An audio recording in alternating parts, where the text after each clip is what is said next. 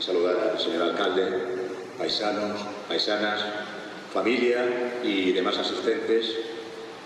Bueno, quiero agradecer enormemente que hayan pensado en mí para este acto, porque me llena de orgullo y de honor poder hacerlo, ¿no?